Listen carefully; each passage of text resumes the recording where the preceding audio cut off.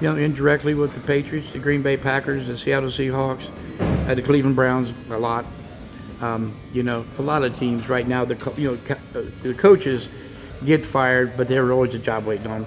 So, Mike Posey's down in Dallas, he's always done a lot of West Side stuff. So, a lot of West Side all over the place, especially colleges. But I actually think I'm more popular overseas in sports. Rugby's place, the top 5 rugby teams do our stuff. A team that in the Premier League, only team to go 26-0 did West Side. They never asked me. They don't need my help. They can do all the wall squats and jumping jacks that they want. They don't mean to do that. Have you ever thought about, getting into, or did you ever think at any point to be a NFL or college strength coach? No, absolutely not. That's not a strength coach. That's a conditioning coach, and it's a maintenance worker. They just maintain their players, keep them getting hurt. I'm not into that. I'm into supreme beings doing supreme things. I might be the strongest powerlifter on the planet, but you know what? There's still shit I need to work on, and he sees it.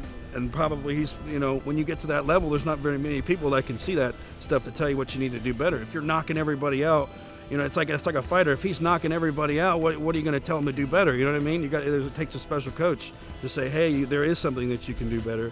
Just because you're beating everybody doesn't mean that you don't need to work on something.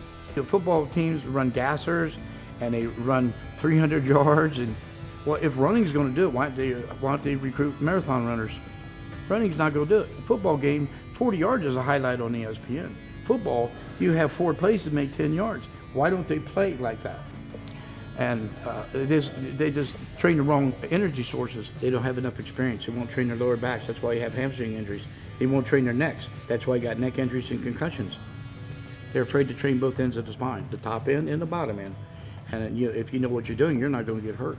There's a right and a wrong way to do shit. You know what I mean? These coaches, they have all these asinine ways to do things, and then they see something like what Louie does, and they get threatened by it. They don't want a guy coming in telling them that what they're doing isn't the best way to do it, and there's a better way, because they don't want shown up. You know what I mean? They want to be this ego coach that tells that I did this for all my players, when it's not about you as a coach, it's about your players. People come from all over the world. I can't get a team to come here for 10 minutes away.